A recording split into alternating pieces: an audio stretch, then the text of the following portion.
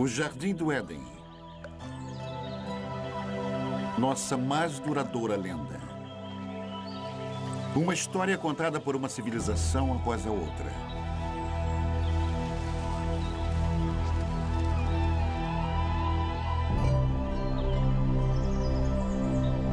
Uma história de sedução.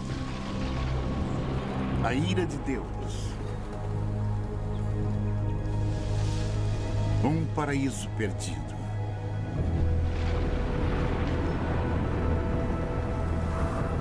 Mas será somente uma fábula?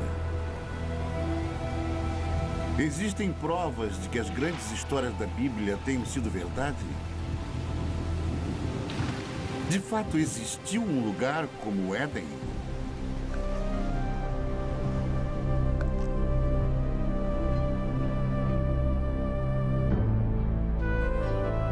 Hoje, a procura pelo Jardim do Éden nos leva a uma terra seca e abandonada, a um lugar chamado Mesopotâmia. Mesopotâmia. Retorno ao Éden.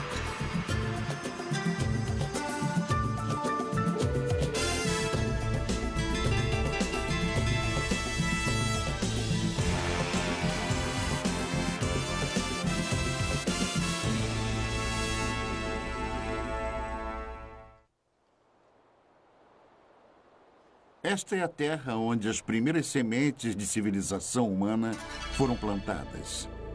E foi aqui que 3 das maiores civilizações do mundo antigo surgiram: Babilônia, Assíria e Suméria. Em meio às suas ruínas, as respostas há muito procuradas para os mais profundos mistérios da Bíblia, enquanto arqueólogos percorrem esta terra em busca da origem histórica da fé. Nossa busca pelo Éden é uma viagem de volta ao passado. Primeiro até a Babilônia, a última dessas civilizações.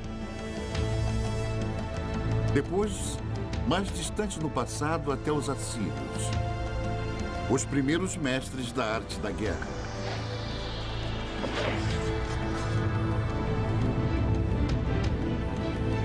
E, finalmente, um momento no passado tão longínquo que somente o Éden poderia ter precedido. Até a Suméria e a criação da civilização em si. O grande arco da crescente fértil. Ao longo de mais de 6.000 anos, esta rica terra, situada entre os rios Tigres e Eufrates, deu início às primeiras grandes civilizações. Os gregos a chamam de Mesopotâmia. Nós chamamos de Iraque. Subpondo as camadas da história daqui, podemos trilhar as origens de nossas histórias mais antigas e nos transportar às raízes mais profundas da fé. Nossa jornada começa na margem oeste da Mesopotâmia, em Israel. Uma descoberta casual em 1947 voltaria a atenção do mundo para a arqueologia e para a Bíblia. 2 pastores beduínos estão conduzindo seu rebanho de cabras pelos rochedos de Qumran, alguns quilômetros a leste de Jerusalém. No calho do deserto, eles notaram uma pequena caverna oculta num declive rochoso curioso.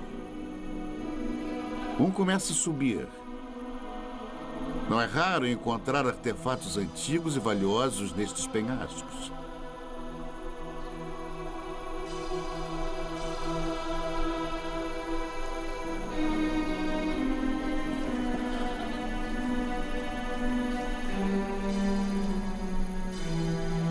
Dentro da caverna, o pastor descobre destroços de antigos potes, fragmentos de pergaminhos de couro e algumas folhas de papiro, tudo intocado desde o tempo de Jesus.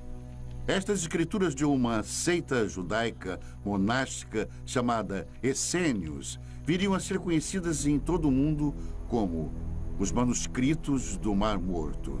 Nas cavernas ao redor, centenas de papiros antigos seriam eventualmente descobertos. Uma delas provou ser a primeira versão do Antigo Testamento, incluindo os 5 primeiros livros fundamentais conhecidos pelos judeus como Torá. Os manuscritos do Mar Morto imediatamente se tornaram foco de um tremendo alvoroço internacional, enquanto eruditos e teólogos disputavam a posse e os significados deles. E a sensação foi importante. Isto foi descrito como um dos achados arqueológicos mais importantes.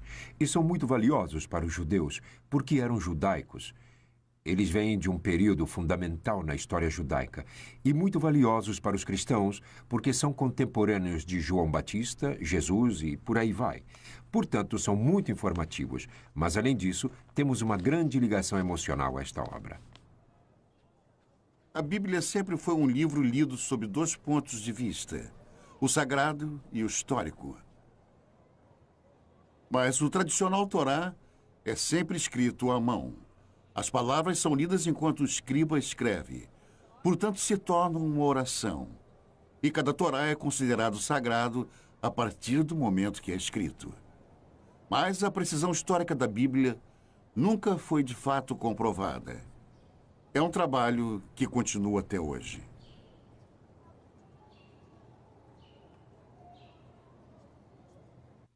Alguns dos livros da Bíblia são excelentes livros de história. Aliás, os primeiros livros históricos que existem, e muito preciosos, pois temos comparado com outras fontes, e eles mostraram ser muito preciosos. Por isso são tão importantes.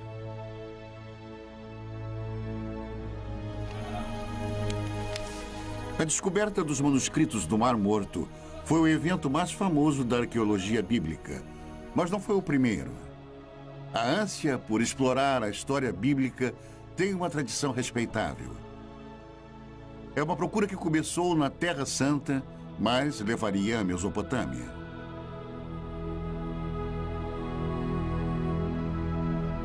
Ao longo da história, viajantes místicos e fiéis têm sido trazidos aos locais onde as grandes histórias da Bíblia ocorreram.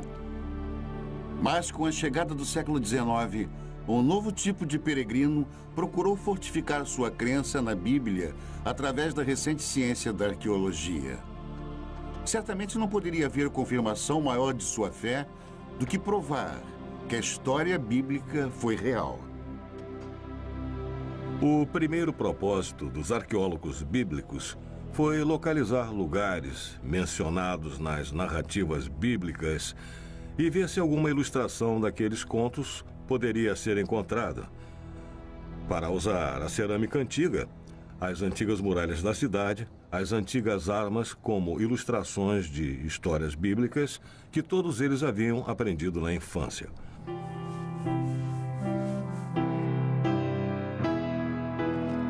O prestígio de cada nação europeia na Terra Santa era medido pelos tipos de descobertas bíblicas que eram encontradas.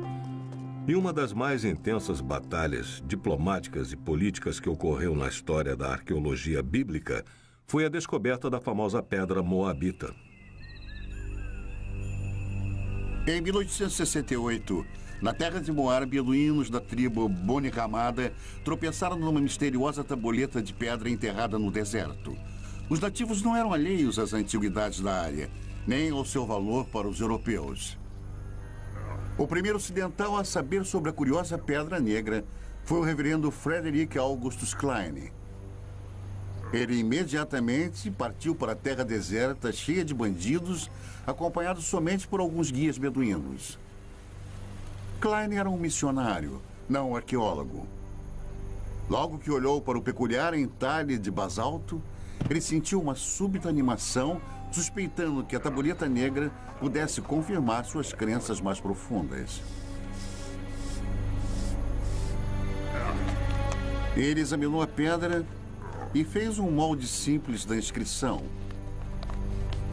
Era numa língua que Klein desconhecia. De volta a Jerusalém, ele procurou ajuda para decifrar a pedra.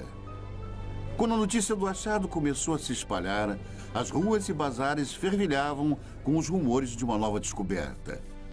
A inscrição na pedra provou ser o relato do rei Moabe sobre uma batalha também descrita na Bíblia.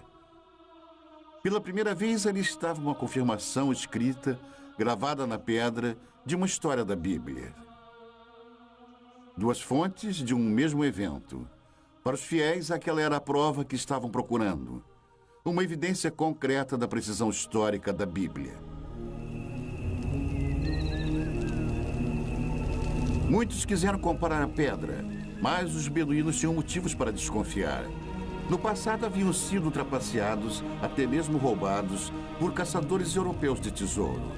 Supondo que algo tão estimado pelos europeus devesse conter ouro, eles jogaram a pedra no fogo na esperança de quebrá-la.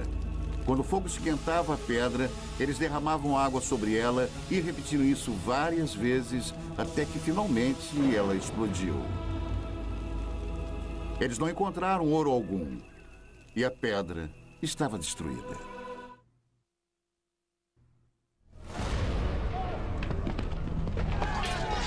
O ano é 586 a.C.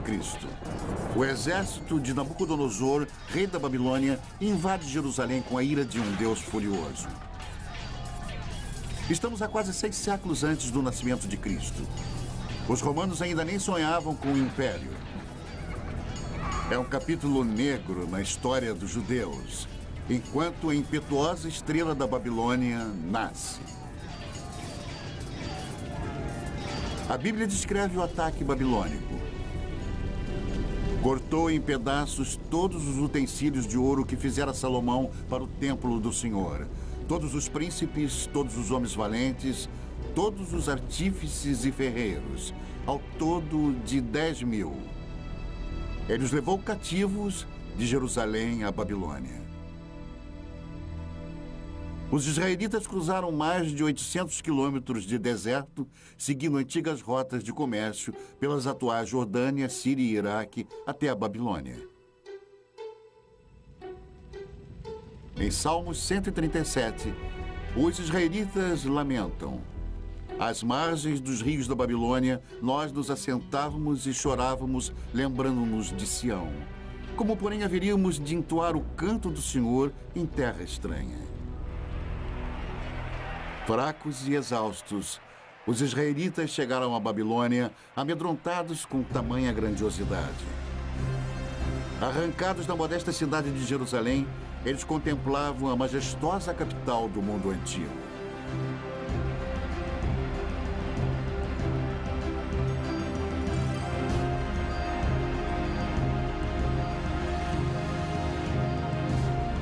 Mas, de alguma forma, os israelitas conseguiram mais do que entoar o canto do Senhor nesta terra antiga.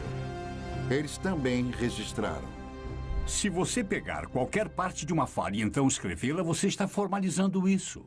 Você imediatamente estabelece um texto que as pessoas podem criticar ou podem dizer: esta é a verdade, tudo mais é errado. Que eu considero como sendo o maior efeito das escrituras da Bíblia ou do Antigo Testamento. Hoje, as muralhas reconstruídas ao redor da Babilônia estampam o nome de Saddam Hussein.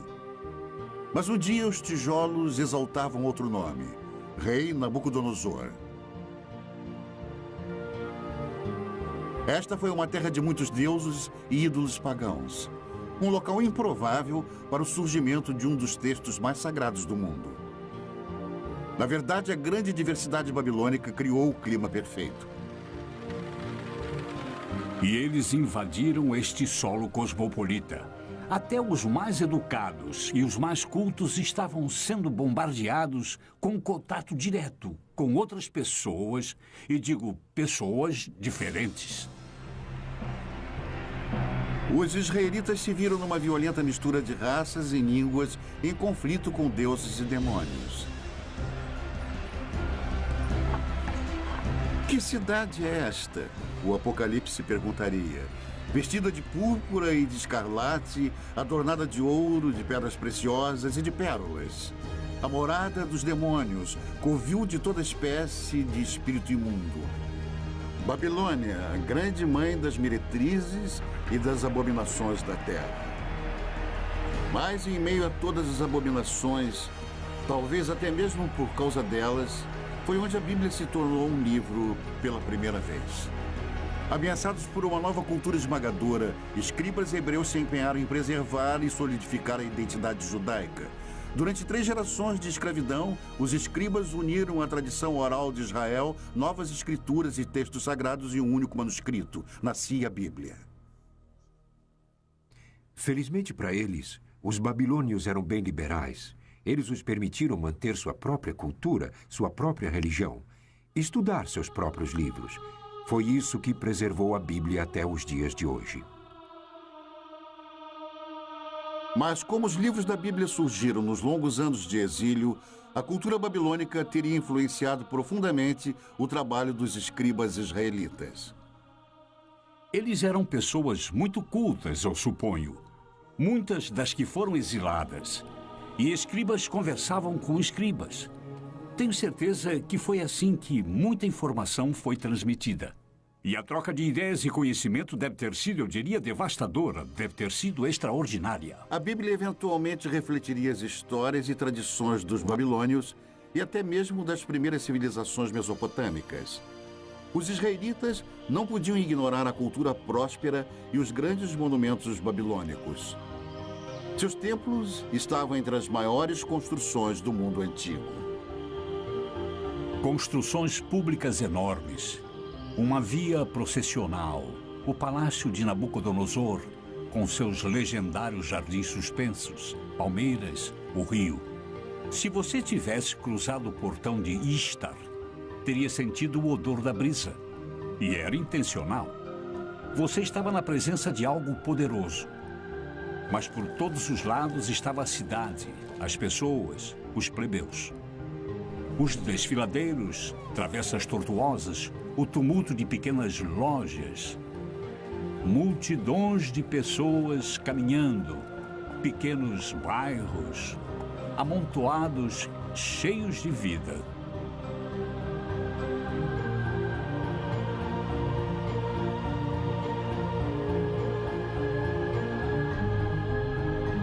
E foi aqui, a Bíblia nos conta, que um dos monumentos mais extraordinários da antiguidade subia até o céu. A Torre de Babel. Durante eras, aventureiros e peregrinos esperavam que, encontrando a famosa torre, pudessem provar a veracidade das histórias da Bíblia.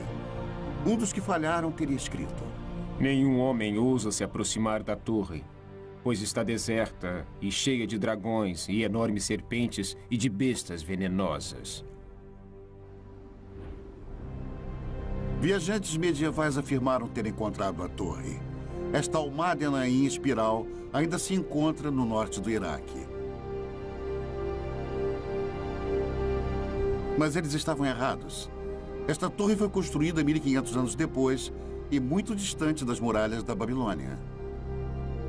Talvez a mais intrigante possibilidade tenha sido feita por Robert Caldwell, um arqueólogo alemão no início do século. Ele descobriu uma trincheira retangular com alguns tijolos restantes. Muitos especialistas acreditam que Caldwell tenha descoberto tudo o que restou da famosa torre. Os enormes monumentos babilônicos causaram uma forte impressão nos escribas bíblicos. Mas a herança mais duradoura que sobrevive até hoje é uma novidade babilônica ainda mais impressionante: o Código de Lei. A Babilônia foi a primeira civilização na Terra a ter um código de lei escrito. A pedra, originalmente esculpida, é uma importante relíquia perdida por centenas de anos. Ela apareceria no final do século XIX. Uma pedra esculpida com um dos mais importantes documentos legais de todos os tempos. 1200 anos antes dos israelitas serem levados em cativeiro, o rei da Babilônia mandou esculpir uma pedra com as leis que carregam o seu nome. Código de Hammurabi. Estas escrituras podem ser tidas como precursoras do Código de Lei em Êxodo, Levítico e Deuteronômio. Nas sociedades em que o conhecimento e a lei são transmitidos e compartilhados oralmente, o precedente é muito importante. Quando foram escritos, as pessoas que o fizeram tinham imenso poder. O Código de Hammurabi influenciou quase toda a civilização desde a Babilônia. Hoje, até mesmo alguns de seus métodos mais primitivos de julgamento sobrevivem intactos. Hammurabi descreve um ritual chamado aprovação. Um teste doloroso, até mesmo mortal, de culpa ou inocência. Em algumas remotas tribos beduínas, a aprovação ainda é praticada tal como era feita no tempo de Hammurabi. Nesta rara filmagem, um sagrado chamado Mubashi irá julgar os acusados examinando suas línguas após eles lamberem uma colher de ferro quente.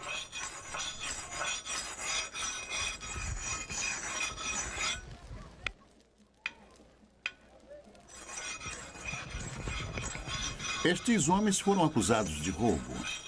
Eles devem se submeter à aprovação ou serem considerados culpados por omissão. Os membros da família assistem ansiosos enquanto os jovens rapazes se preparam para o ritual doloroso.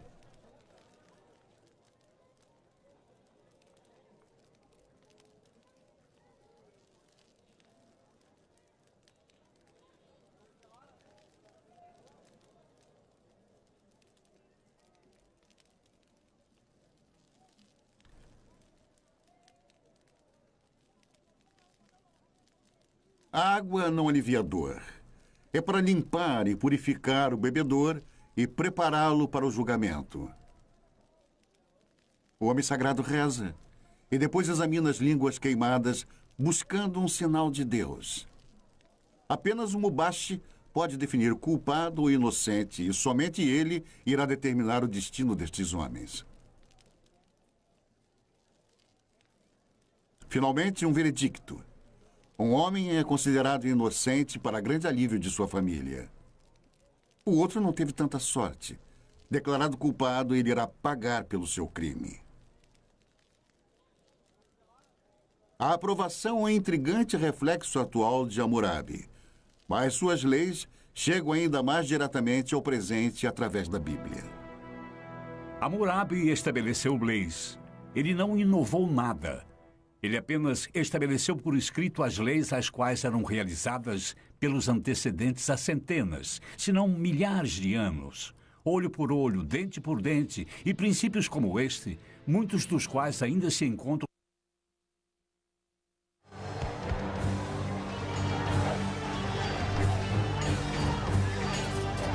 O mais mortal de todos os exércitos mesopotâmicos a viver no Antigo Mundo foram os assírios.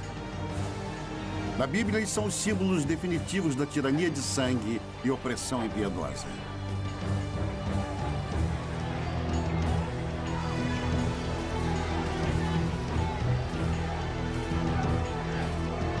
Cem anos antes de Nabucodonosor levar os israelitas em cativeiro para a Babilônia, a Bíblia nos conta que o rei assírio Senaqueribe atacou as terras dos israelitas. No segundo livro dos reis, a Bíblia diz: já tens ouvido o que fizeram os reis da Síria a todas as terras, como as destruíram totalmente.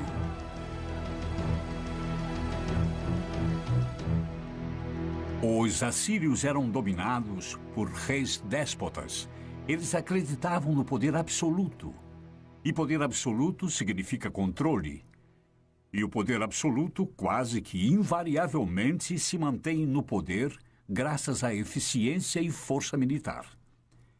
E os assírios mantinham uma enorme máquina de guerra forte e eficiente. E nas paredes dos palácios dos reis assírios estavam as narrativas de algumas de suas expedições, escritas de forma vaidosa, gloriosa, grandiosa e eloquente. Os assírios, eles poderiam tomar uma cidade e empilhar as cabeças dos cidadãos dominantes do lado de fora dos portões, ou pegavam o rei da cidade, o esfolavam vivo e pregavam sua pele no muro, mas todos faziam isso.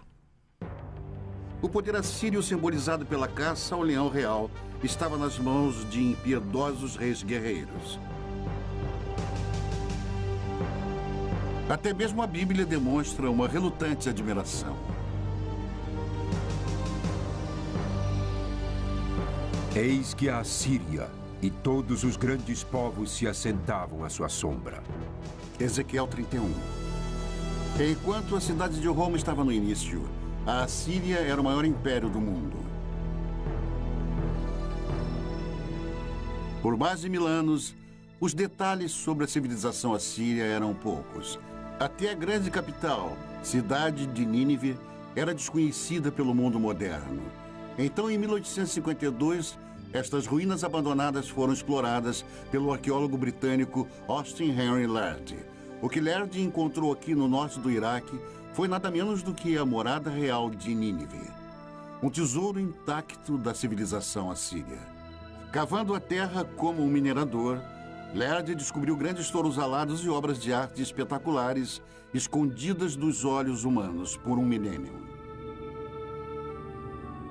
O mundo estava admirado e vibrante com a nova descoberta. Nínive era outra cidade bíblica encontrada, mais uma confirmação da precisão histórica da Bíblia. Porém, a mais fenomenal das descobertas de Lerdy foi a grande biblioteca de Nínive, uma extraordinária coleção de 22.000 tabuletas de barro gravadas com a escrita cuneiforme dos assírios. A única comunicação direta que temos com as pessoas do mundo antigo, de fato, é o que eles deixaram em seus escritos. Podemos saber através disso o que eles comiam, como era a sua medicina, como era a vida em família, como era a sua política e como viam a religião. Os detalhes da vida diária dos assírios revelam uma sociedade patriarcal, um mundo onde plebeus e principalmente as mulheres tinham poucos direitos. Toda mulher assíria, quando ainda jovem, antes do casamento, ia ao templo de Estar, sentar nos degraus e ficava lá até que algum homem se aproximasse e deixasse cair uma pedra na barra do seu vestido. Então ela entrava com ele e tinha relações. Era assim. Mas neste mundo tirânico havia uma certa justiça. No casamento, até as mulheres tinham certos direitos. Uma mulher podia especificar em seu contrato de casamento que seu marido não poderia ter outras esposas. Ela podia especificar que ele poderia ter quantas prostitutas quisesse, mas não outras esposas. Mas se as mulheres comuns tinham direitos limitados, descobertas recentes revelam que as rainhas assírias dispunham de grande privilégio. Em 1989, o antigo palácio de Nimrod, ao norte do Iraque, foi o palco de um surpreendente achado. Os especialistas a consideraram a mais significante descoberta desde a tumba do rei Tutankhamon, o tesouro de Nimrod. Enquanto nós limpávamos uma das salas, descobrimos que havia algumas indicações de um túmulo no subsolo. Nós tiramos tudo e tentamos nos dividir. E descobrimos que ali havia corpos de pelo menos 2 rainhas. Densos braceletes de ouro ainda enfeitavam os seus ossos. Um tesouro real, enterrados há mais de 2.000 anos. Esta filmagem memorável, feita por arqueólogos iraquianos, é um registro exclusivo de suas extraordinárias descobertas. Pela primeira vez, a tumba de uma rainha assíria foi encontrada intacta. A sepultura real ainda exibia uma maldição para proteger suas ocupantes. Para aquele que abrir o lacre e me retirar de minha tumba, que seu espírito vague sedento sob os amargos raios do sol, e que os poderosos deuses do inferno permitam que seu corpo e sua alma jamais encontrem um descanso eterno. Ignorando a maldição, os arqueólogos escavaram mais de 56 quilos de joias lindamente esculpidas, globos de cristal e requintados entalhes.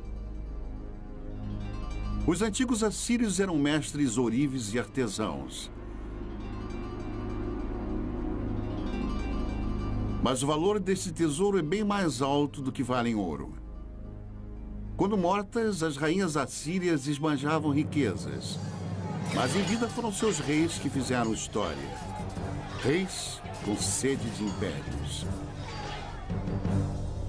No ano de 701 a.C., o rei Senaqueribe e seu exército se puseram a caminho do deserto em direção ao mar Mediterrâneo. Os corajosos assírios estavam determinados a conquistar tudo que passasse em seu caminho. As cidades de Judá, inclusive Jerusalém, e seu rebelde rei Ezequias. Fortalezas e mais fortalezas tombavam diante dos assírios, mas foi a cidade de Laquis cuja brutal destruição está nos registros históricos e na Bíblia. O cerco a Laquis é um ótimo exemplo de como o exército assírio invadiu a cidade, a cercou, a sitiou e a conquistou, e levou seus habitantes como escravos, os que não foram executados, homens, mulheres e crianças. A técnica era muito simples, era uma conquista bruta, rápida e sistematicamente eficiente. E nos baixos relevos dos palácios assírios, dá para ver os mecanismos de cerco, os soldados avançando nas colinas com os escudos por cima os protegendo dos entulhos atirados. Mas eles não tinham chance. Os outros eram soldados profissionais, era uma máquina.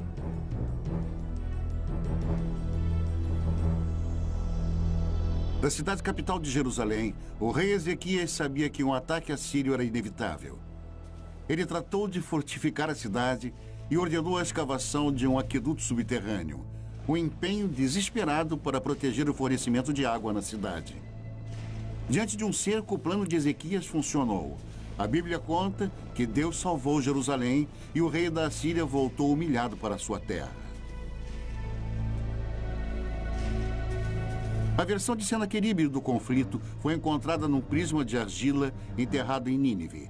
Ele se equipara com a história da Bíblia nos mínimos detalhes, mas seu ponto de vista é bruscamente diferente. Mas quanto a Ezequias, o judeu que não se curvou em submissão ao meu domínio, 46 de suas cidades fortemente muradas, eu ataquei e conquistei. O esplendor de minha autoridade o derrotou. As histórias são contadas de ângulos diferentes, mas estão de acordo. Se você tiver que contar sobre o que aconteceu hoje, e se tiver que contar, contaremos histórias diferentes. Temos a história de Senaqueribe invadindo este país. Cada uma conta basicamente sobre o mesmo evento histórico, completamente sem contradições. Sem contradições, exceto uma. O resultado na versão de Senaqueribe, Ezequias está confinado em Jerusalém como um pássaro na gaiola. Mas, segundo a Bíblia, os exércitos assírios estão contidos nas muralhas de Jerusalém. Este talvez seja o primeiro exemplo de manipulação de informações. O Deus dos israelitas dá a última palavra. Eu vou destruir os assírios em minha terra, a Bíblia diz. E assim disse o Senhor que os assírios serão derrotados. Muito antes, o Onipotente tinha desperdiçado uma civilização inteira. Não há uma única menção do nome deles na Bíblia, mas eles foram chamados Sumérios e contaram a história de uma grande inundação.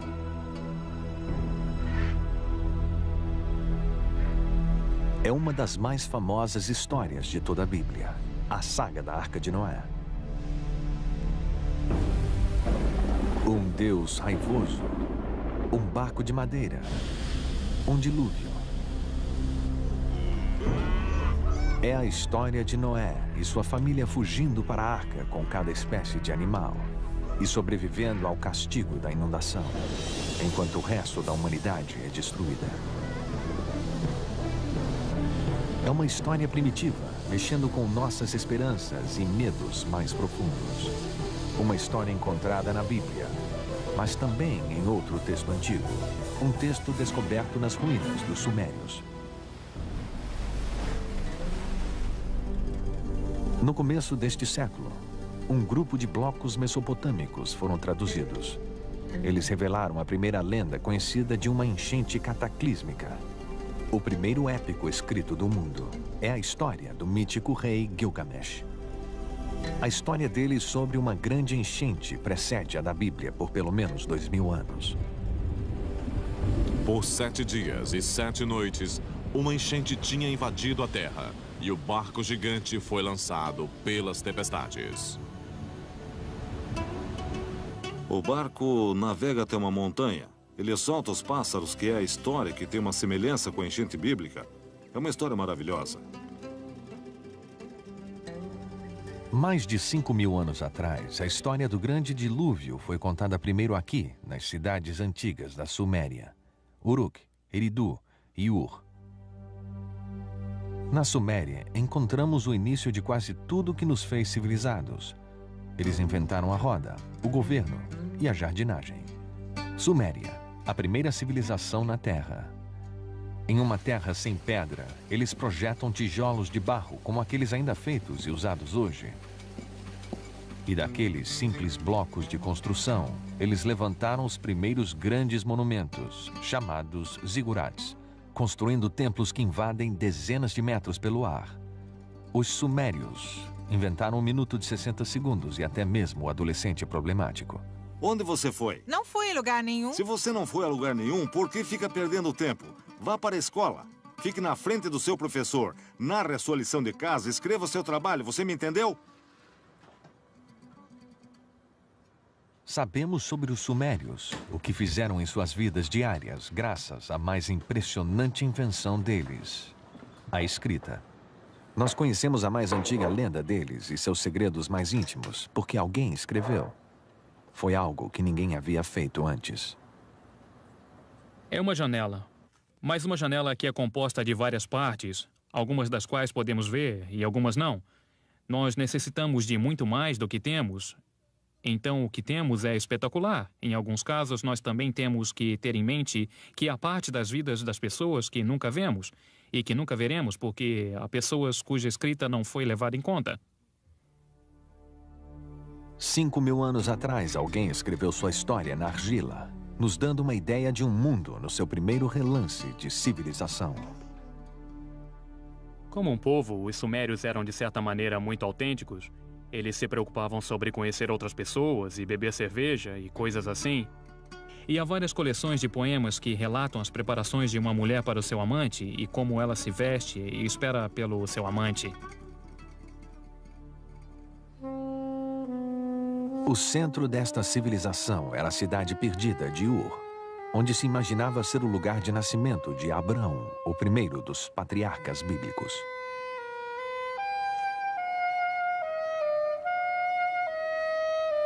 É o sumário de uma cidade bíblica em termos arqueológicos, porque era um lugar de uma das mais famosas escavações arqueológicas que já ocorreu entre os anos 1920 e 1930, por um notável arqueólogo britânico chamado Leonard Woolley. Um arqueólogo britânico descreveu a arqueologia como sendo a ciência dos detritos ou restos, o que é verdade. Mas me dê um arqueólogo que possa fazer pedras e ossos e tijolos e potes criarem vida. Leonard Woolley era assim. Ele pegaria pessoas num passeio por um pequeno quarteirão de Ur, onde as fundações da casa estivessem expostas, e conforme fossem andando, ele falaria da vida das pessoas que viveram nestas casas. Falaria sobre os fornos, as janelas, os tetos rebaixados, os móveis. E Ur, nas mãos de Woolley, ganhava vida. Woolley cavou este enorme buraco. Ele ia através da cidade e se tornava cada vez menor. E então havia esta inútil camada de lodo. E Woolley recontava como a mulher dele veio e olhou para aquilo. E ela era uma senhora simples. Olhou para aquilo e disse: "Oh, aquilo é enchente." E luzes se acenderam. E Woolley disse que isto era uma evidência do dilúvio bíblico. E o que ele fez? Trouxe dinheiro. E Ur foi uma das escavações que foi vendida brilhantemente.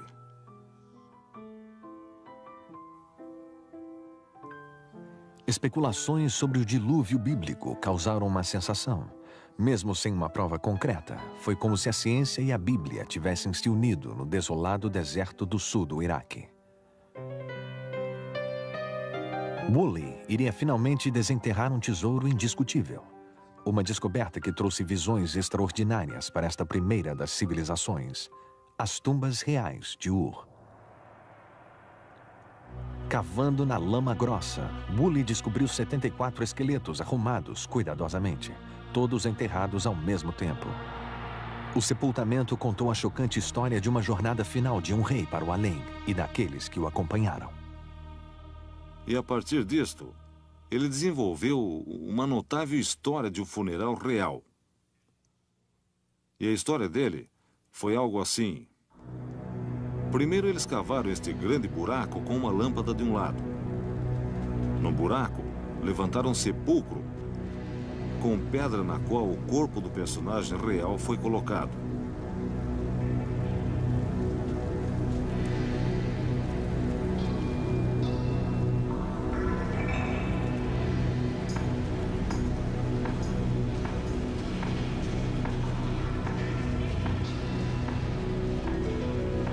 Então, a corte inteira entrou no buraco.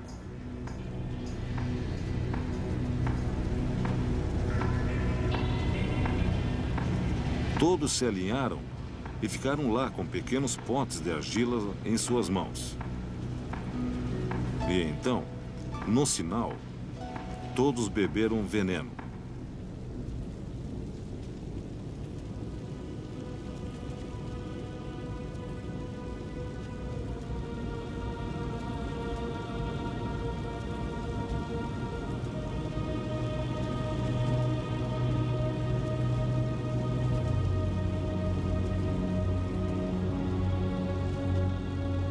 Deitaram e morreram. Então, o príncipe foi para o seu túmulo acompanhado por todos os seus seguidores.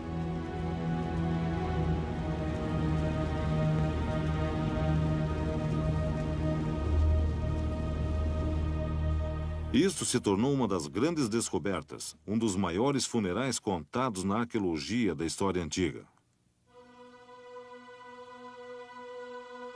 A descoberta dos túmulos em Ur foi um triunfo para a arqueologia, revelando os segredos antigos da primeira civilização. Mas a ciência sozinha pode nos levar só até lá. Onde a trilha acaba, o épico de Gilgamesh traz as pistas atormentadoras finais. Pistas que nos levam de volta a um jardim e a um lugar chamado paraíso.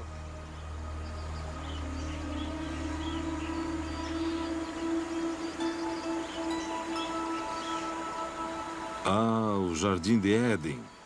No começo, Deus criou o mundo. É uma história familiar. Você tem esse tipo de mito da criação em quase toda a sociedade na Terra. E um desejo constrangedor do povo de um mundo melhor. Jardins de Éden. Paraísos são os desejos de um povo de uma vida menos complicada ou mais fácil, ou uma recompensa por ter trabalhado tão duro.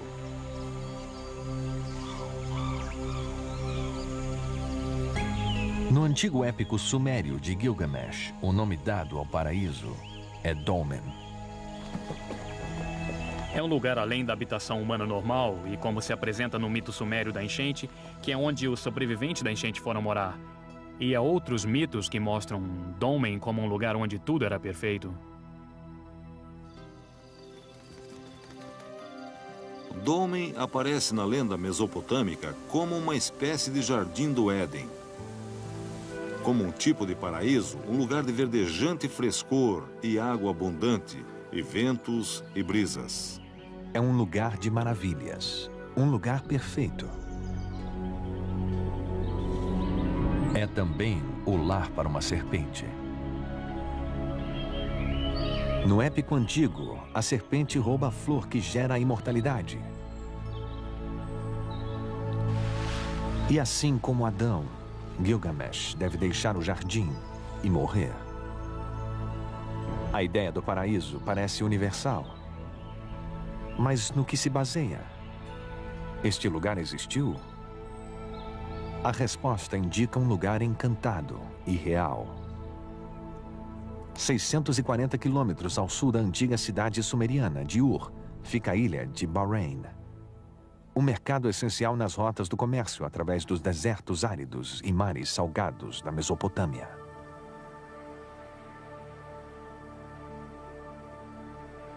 Hoje, Bahrein não é mais um paraíso, mas foi uma vez viçoso. Uma vez esta ilha teve água abundante e também abundante vida. Uma vez, há muito tempo, isto era Dolmen. Mas era o paraíso? Comparando com o deserto nos arredores, certamente parecia ser. Havia tanta água aqui que o que é agora é uma ilha deserta. Floresceu. Era um jardim produzindo frutas suculentas. E havia pessoas aqui que aparentemente levavam uma vida abençoada.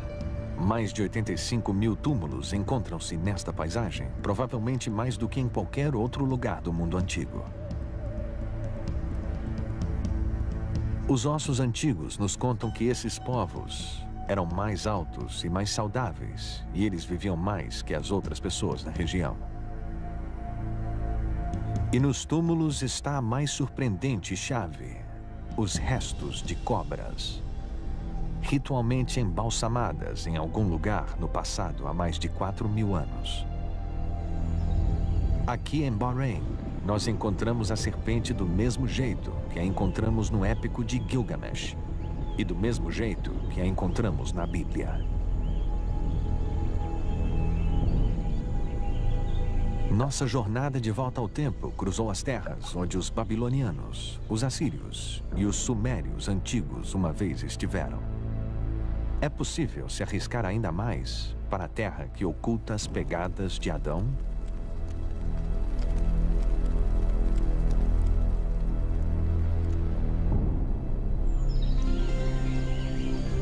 Aqui, fé e razão devem caminhar juntas. Nós agora sabemos que houve uma ilha paradisíaca na Mesopotâmia. É nossa escolha acreditar que era o paraíso.